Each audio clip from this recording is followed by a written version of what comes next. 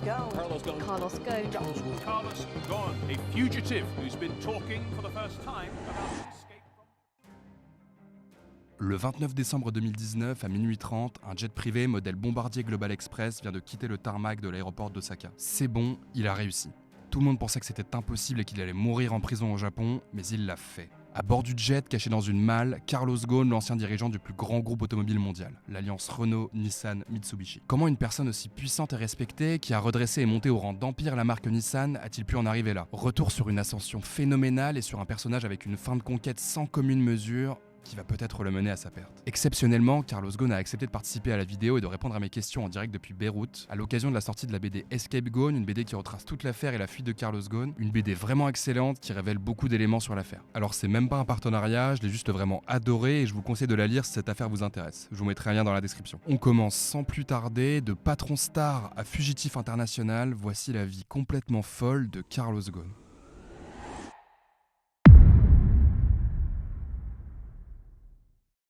Diplômé de Polytechnique en 1978, le jeune Carlos Ghosn débute sa carrière en rentrant par la petite porte chez Michelin. Carlos Ghosn est un polyglotte à la triple nationalité, libanaise, brésilienne et française. Très rapidement, les dents longues du jeune diplômé ne vont plus faire de secret pour personne chez Michelin et il va très vite gravir les échelons. À seulement 30 ans, en 1985, il est nommé chef des opérations du marché sud-américain de Michelin, un marché qui, à l'époque, ne se porte vraiment pas bien. Ni une ni deux, Carlos Ghosn entame une série de réformes qui va remettre l'entreprise sur de bons rails et va même devenir leader sur ce marché en seulement 3 ans. Dans les années 90, Carlos Ghosn est donc déjà reconnu comme un homme d'affaires talentueux et il veut grimper toujours plus haut. Problème chez Michelin, le comité directeur du groupe est réservé aux membres de la famille fondatrice. Il est bloqué. Carlos Ghosn se met alors à la recherche d'un nouveau challenge. En 1996, il décide de rejoindre Renault au poste de vice-président exécutif, un poste prestigieux certes, mais qui à l'époque pouvait être perçu comme un véritable cadeau empoisonné, car Renault était en grande difficulté financière et au bord de la faillite. Mais une fois de plus, aucun problème pour Carlos Ghosn, il va mener de profondes restructurations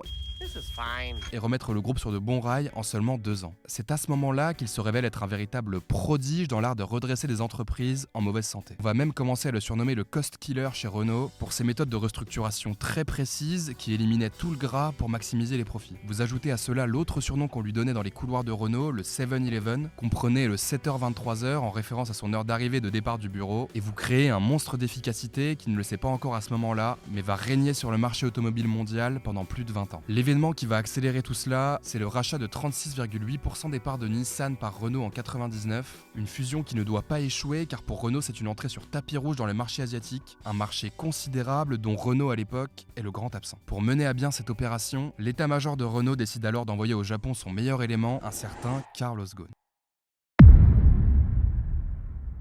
En arrivant au Japon, Carlos Ghosn croit halluciner en voyant l'état dans lequel se trouve Nissan. L'entreprise a accumulé un peu plus de 20 milliards de dollars de dettes et Nissan vend 46 modèles en tout et seulement 3 sont rentables. Une situation intenable sur le long terme. En octobre 99, 2 mois après son arrivée au pays du soleil levant, Carlos Ghosn décide alors de lancer le plan de sauvetage de Nissan. Ce plan contient 2 objectifs principaux. Rendre Nissan rentable l'année suivante et diviser par 2 la dette accumulée par Nissan à l'horizon 2002. Pour gagner la confiance des Japonais, Carlos Ghosn annonce que si son plan de relance ne se passe pas comme prévu et que les objectifs de rentabilité ne sont pas atteints au bout de 3 ans, lui et toute son équipe démissionnent sur le champ. Du côté japonais, l'arrivée d'un étranger pour diriger le fleuron national passe mal dans l'opinion publique. Le Japon est premièrement un pays très nationaliste et contrairement à la culture japonaise, Carlos Ghosn est beaucoup plus direct et choque par son franc-parler. Les Japonais sont donc très sceptiques sur sa capacité à réussir. Mais c'était sans compter sur le talent numéro 1 de Carlos Ghosn, redresser des entreprises en difficulté. Et chez Nissan, Ghosn va encore plus conforter sa réputation de cost killer. 21 000 emplois supprimés, fermeture de 3 usines d'assemblage et de 2 usines de fabrication, suppression de la moitié de ses fournisseurs, renégociation des tarifs avec l'autre moitié, suppression des garanties d'emploi à vie des cadres supérieurs, et pour finir, indexation des primes uniquement sur la performance et non plus sur le poste occupé. 3,8 milliards d'euros de bénéfices en 2004. Nissan devient l'un des groupes automobiles les plus rentables du monde.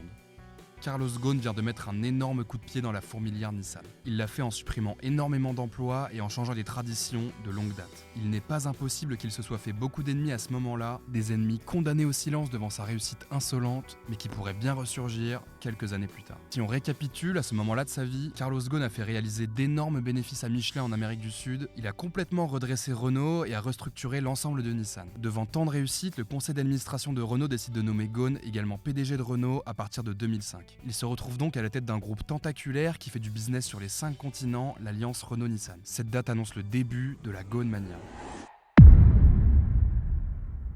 La situation dans laquelle se retrouve Carlos Ghosn est inédite. Diriger 2 multinationales de cette taille en même temps, c'est du jamais vu. Une semaine en France, une semaine au Japon, le reste du temps dans son jet privé, le PDG devient un véritable globetrotter. Son rôle au sein de l'alliance Renault-Nissan est également en train de muter. Auparavant beaucoup dans l'opérationnel, Carlos Ghosn a maintenant plus un rôle de représentation. Il doit incarner l'alliance. Fini les petites lunettes, la coupe de cheveux est améliorée et le prix des costumes monte en flèche. Au pays du soleil levant, Carlos Ghosn devient une véritable icône. Chacune de ses apparitions presse fait l'événement, il signe des autographes, il a une émission hebdomadaire qui lui est consacrée et il devient même un personnage de manga. Parallèle de cette célébrité soudaine, les affaires de Nissan et de Renault se portent au mieux. Le Nissan Qashqai, le Nissan X-Trail, la Mégane ou encore la Clio sont autant de modèles qui cartonnent dans le monde entier. Ghosn est persuadé que la clé de l'automobile moderne se trouve dans les effets d'échelle que dégagent les grands ensembles. Il lance donc des rapprochements industriels progressifs entre Renault et Nissan. La plateforme du Nissan Juke est utilisée pour le Renault Captur et celle du X-Trail pour le Koleos. Carlos Ghosn se sent inarrêtable. Son influence dans le monde grimpe également en flèche. Il est accueilli comme un chef d'État et est capable de traiter en face à face avec Vladimir Poutine ou Xi Jinping pour s'ouvrir de nouveaux marchés.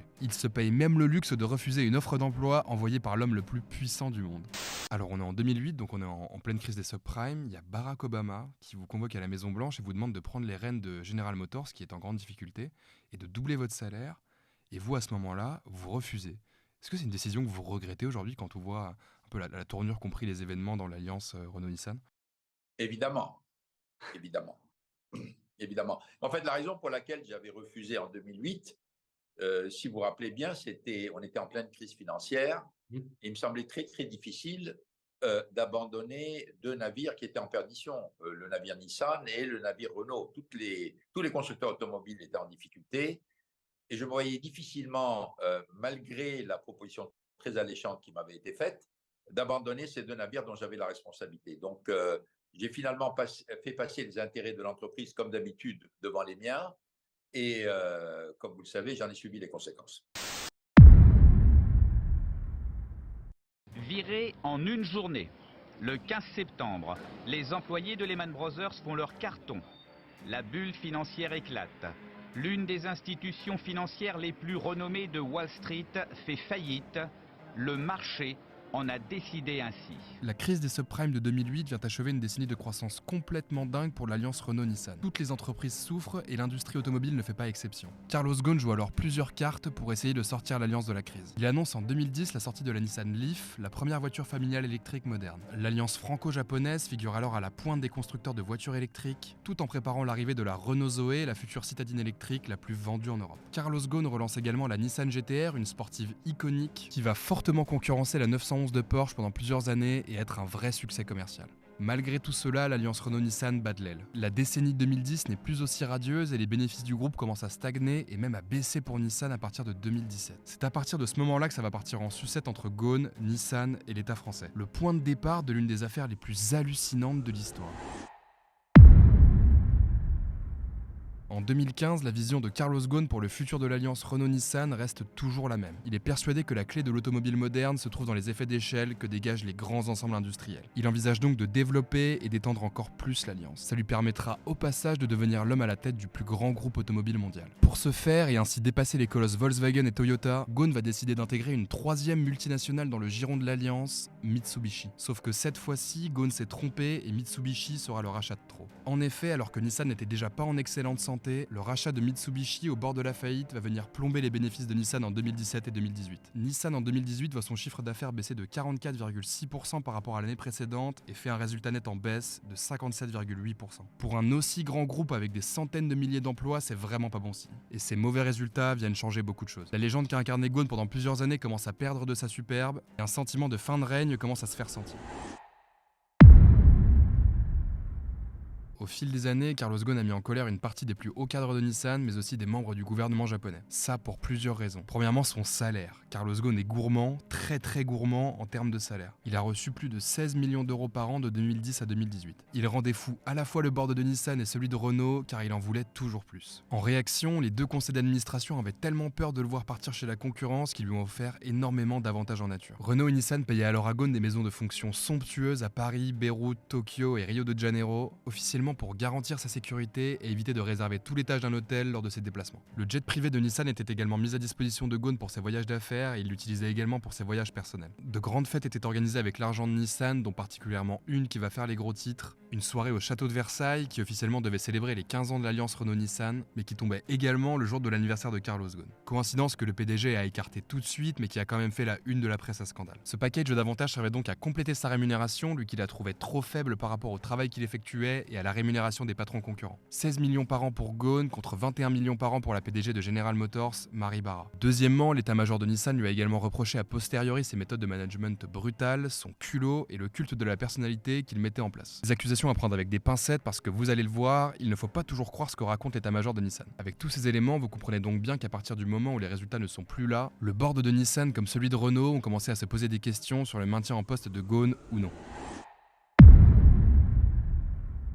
Qu'est-ce que l'État français vient faire là-dedans? Bon, alors là, on rentre dans la partie un peu technique, il va falloir que je vous explique 2-3 éléments pour que la suite soit bien compréhensible. L'alliance Renault-Nissan, sur le papier, elle ressemble à ça. Renault a acheté 44% de Nissan en 98 avec des droits de vote au conseil d'administration. Renault est de loin le plus gros actionnaire de Nissan. Pour équilibrer l'alliance à ses débuts, Nissan a pris une participation de 15% dans Renault sans droit de vote au conseil d'administration. Avec 15%, Nissan est seulement le deuxième actionnaire de Renault derrière l'État français. Donc si je résume, Renault gère d'une main de fer Nissan et Nissan ne peut prendre aucune décision chez Renault. Le rapport de force est donc clairement à l'avantage des Français, mais à l'époque où sont signés les contrats, c'était plutôt normal car Renault se portait bien et Nissan était au bord de la faillite. Mais au fil des années, le problème c'est que la situation s'est complètement inversée. Le constructeur japonais est devenu bien plus puissant dans tous les domaines que son cousin français, principalement grâce au travail de Carlos Ghosn. Nissan est donc devenu au fil des années la vache à lait de Renault, mais gros problème chez Renault, comme on vient de le voir, l'État français est le plus gros actionnaire. Si on résume, l'État français peut donc décider de l'orientation stratégique de l'une des 3 plus grosses entreprises japonaises sans que les Japonais aient leur mot à dire.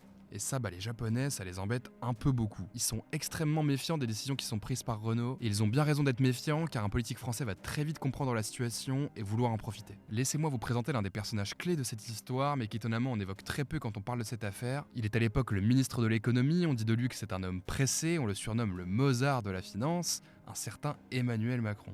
Dès son arrivée à Bercy en 2014, Emmanuel Macron lance une offensive contre Renault. L'État français, déjà actionnaire à 15% de Renault, achète 4,7% supplémentaires en secret grâce à l'appui de la Deutsche Bank. Une formalité pour l'ancien banquier d'affaires. Mais donc pourquoi l'État français fait ça? Alors c'est clairement une démonstration de force du ministre qui veut montrer à Carlos Ghosn qu'il n'est pas le seul maître à bord de l'Alliance. C'est un duel de titans qui s'enclenche car Carlos Ghosn a de bons arguments pour ne pas se laisser marcher dessus. Il est un dieu vivant au Japon et il est l'unique lien entre Renault et Nissan. Si Carlos Ghosn décide de démissionner, Nissan se retire de l'Alliance et Renault se dirige tout droit vers la faillite. Si Renault vient à faire faillite, c'est 50 000 personnes en France qui se retrouvent au chômage, ce qui est impossible à assumer pour un politique. L'initiative d'Emmanuel Macron fait donc bouillonner Carlos Ghosn, il ne comprend pas comment un jeune ministre de 35 ans a le culot de lui tenir tête et de s'attaquer à son joyau. Emmanuel Macron, lui, se défend en disant qu'il ne fait qu'appliquer la loi de son prédécesseur, la loi Florange, mise en place par Arnaud Montebourg. Une loi qui permettait, pour faire simple, de renforcer la place de l'État français dans toutes les entreprises dans lesquelles il était actionnaire. Orange, Air France, Safran et surtout Renault. Carlos Ghosn s'oppose fermement à cette augmentation de capital de l'État français car il est persuadé que les Japonais vont très mal le prendre et le moins que l'on puisse dire c'est qu'il ne s'est pas trompé. C'est finalement Emmanuel Macron qui obtiendra gain de cause sur ce sujet et à partir de ce jour, lui et Ghosn vont se détester, ce qui va avoir des conséquences énormes sur la suite de l'affaire. Comme vous le savez, Macron accède à l'Elysée en 2017 et va continuer à suivre le dossier Renault de très près. C'est l'idée de fusion totale de Renault et Nissan à partir de 2018 qui va mettre le feu aux poudres. Cette fusion totale entre Renault et Nissan arrange l'État français car cela renforce sa position au sein de l'Alliance en consolidant le pouvoir de Renault, alors affaibli à ce moment-là. Quand les Japonais sont mis au courant du projet, c'est le point de non-retour. Ils se sentent lourdement trahis et on frise l'incident diplomatique. Des dizaines de fonctionnaires de Bercy font l'aller-retour au Japon pour essayer de calmer les choses. Mais rien n'y fait, les Japonais ne vont pas se laisser faire et sont prêts à tout pour garder leur fleuron national. Le 19 novembre 2018, le jet privé de Nissan arrive à Tokyo, Carlos Ghosn est à l'intérieur. Il n'a même pas le temps de descendre de l'avion qu'il apprend qu'il est en état d'arrestation. Directement, Hiroto Saikawa, le directeur général de Nissan, la personne juste en dessous de Carlos Ghosn dans la hiérarchie, convoque une conférence de presse et annonce que Carlos Ghosn est destitué de son poste de PDG. Le monstre qu'il a créé est en train de le tuer. Les faits qui lui sont reprochés sont les suivants. Dissimulation de revenus au fisc japonais, utilisation inappropriée des fonds de l'entreprise et création d'une société écran aux Pays-Bas par son bras droit Greg Kelly qui aurait été responsable d'un détournement de 80 millions de dollars. Carlos Ghosn et Greg Kelly sont immédiatement conduits à la prison de haute sécurité de Kosuge et sont placés à l'isolement. Sûr de son innocence, Carlos Ghosn est plutôt confiant et pense qu'il va sortir dans les heures qui viennent. Ce qu'il ignore, c'est qu'il vient de faire connaissance avec l'un des systèmes judiciaires les plus répressifs du monde. Le Japon a l'un des taux de condamnation les plus élevés du monde. En moyenne, 99% des personnes arrêtées finissent par être condamnées. C'est simple, si la police japonaise pense que vous avez commis un crime, ils vous interrogeront jusqu'à ce que vous passiez aux aveux. La défense de Carlos Ghosn s'annonce très compliquée. Il passera finalement 108 jours à l'isolement avec l'impossibilité de parler à quelqu'un, mis à part les procureurs japonais. Seulement 2 douches lui sont accordées par semaine et ses interrogatoires peuvent durer jusqu'à 14 heures d'affilée. À ce moment-là, la question qu'on peut se poser, c'est qu'est-ce que fait l'État français ? En effet, un de ses ressortissants, accessoirement dirigeant de l'une des plus grosses entreprises françaises, est détenu illégalement dans un pays qui enfreint toutes les règles du droit international. Mais alors, pourquoi n'ont-ils pas bougé le petit doigt ? Alors déjà, un dossier aussi sensible que celui de l'arrestation d'un patron du CAC 40 arrive directement sur le bureau du président de la République. Et devinez qui est président de la République en 2018, c'est Emmanuel Macron, le grand ami de Carlos Ghosn. Au moment de l'arrestation de Ghosn, début décembre 2018, rappelez-vous, on est au pic de la crise des Gilets jaunes en France. L'acte 3 vient tout juste d'avoir lieu, sûrement le plus violent de tous, avec la dégradation de l'Arc de Triomphe. Le gouvernement français, à ce moment-là, a une peur réelle de se faire renverser. Venir en aide à ce moment-là à Carlos Ghosn, l'un des patrons les plus puissants et influents du CAC 40, et qui était surtout à ce moment-là dépeint comme un criminel international sur toutes les télés du monde, aurait mis encore plus le feu aux poudres en France, et Emmanuel Macron n'a sûrement pas pris ce risque. La façon dont j'ai été traité par l'État français, je ne peux pas dire que ça a été à mon avantage. Et j'ai eu des témoignages après de plusieurs hommes politiques qui ont dit effectivement, avec nous, ça ne se serait pas passé comme cela. Et je veux les croire parce qu'il y a eu des tas de drames dans le passé dans lesquels l'État français ne s'est pas laissé bafouer comme cela a été fait avec mon arrestation au Japon. Même l'ambassadeur des États-Unis avait dit à l'ambassadeur de France au Japon en disant si M. Ghosn avait été le patron de General Motors, ça ne serait pas passé comme ça. Il ne serait pas rentré en prison, il serait revenu aux États-Unis. S'il y a quelque chose à lui reprocher, ça se traite dans son pays et dans l'entreprise qu'on lui a confiée. Après 108 jours passés à l'isolement, Carlos Ghosn obtient finalement sa libération sous caution. Il a interdiction de quitter Tokyo, son adresse est surveillée 24 heures sur 24, il ne peut pas utiliser de connexion internet et a l'interdiction de contacter sa femme. Cela durera 1 an dans l'attente de son procès. En décembre 2019, c'en est assez. Carlos Ghosn est persuadé de se voir infliger un minimum de 20 ans de prison tant il soupçonne les tribunaux japonais d'être corrompus. Pour toutes ces raisons, il va commettre l'inimaginable. Le 29 décembre à 18h30, il quitte son appartement et arrive à échapper à sa sécurité rapprochée. Il se rend à l'hôtel Grand Hyatt de Tokyo où il retrouve un ancien barbouze, Michael Taylor, et son fils, John Taylor. Le visage grimé par une casquette et un masque, Ghosn et ses 2 complices se dirigent alors vers la gare de Tokyo et montent dans un Shinkansen direction Osaka. Le trajet se passe sans encombre. Arrivé à Osaka, ils rentrent de nouveau dans un hôtel, à proximité de l'aéroport cette fois-ci, et 30 minutes plus tard, seulement 2 personnes en sortent avec plusieurs grosses malles de matériel audio. Des malles assez petites pour rentrer dans la soute d'un jet privé, mais trop grandes pour passer les portiques à rayon X de l'aéroport. Arrivé à l'aéroport, dans le terminal réservé à l'aviation d'affaires, l'impensable se produit. Michael Taylor, qui était arrivé la veille au Japon, avait donné un pourboire conséquent au manager de l'aéroport, sûrement pour qu'il soit moins regardant sur la cargaison au retour. Moment de tension extrême. Alors moi, il y a un passage de votre évasion qui a retenu mon attention, donc c'est au moment où vous entrez dans le hall de l'aéroport d'Osaka. Donc là, à ce moment-là, vous êtes caché dans la malle, et donc vous passez les portes, et là, le manager à qui Mike Taylor avait donné un pot de vin la veille, vient le voir en furie et lui dit qu'il ne peut finalement pas accepter son pot de vin, et donc le manager de l'aéroport demande à voir l'intérieur des malles. J'imagine que ça a dû être un moment de tension extrême. Comment vous l'avez vécu, vous, de l'intérieur ? Alors, écoutez, moi je l'ai vécu qu'à moitié puisque j'étais dans la malle, comme vous le dites si bien. Donc, en fait, on m'a raconté après ce qui s'était passé. Effectivement, il y a eu une tentative maladroite de la part de Mike Taylor d'offrir un cadeau de fin d'année au responsable de la sortie de l'aéroport. Celui-ci, dans un premier temps, l'avait accepté comme une sorte de cadeau de fin d'année. Et puis, quand nous sommes arrivés à l'aéroport, il s'est précipité pour lui dire je ne peux pas accepter ce cadeau. Ceci étant dit, ceci n'est pas lié à l'ouverture de la malle. Hein. Je pense que le fait qu'il n'ait pas ouvert la malle est dû au fait qu'ils savaient qu'ils étaient pressés, qu'ils avaient des engagements, que c'était du matériel qui était extrêmement sensible. Et finalement, c'est passé. Donc, c'est assez miraculeux, mais c'est passé comme ça. Le bombardier Global Express décolle à minuit 30 de l'aéroport d'Osaka et quitte l'espace aérien japonais à minuit 46 précise. Ça y est, Carlos Ghosn est libre. Après une escale en Turquie, son point de chute est tout trouvé, le Liban. C'est le pays de son enfance, il est assez proche du pouvoir en place et surtout le plus important, le Liban n'a pas d'accord d'extradition avec le Japon. Dès son arrivée au Liban, Carlos Ghosn prépare sa contre-attaque.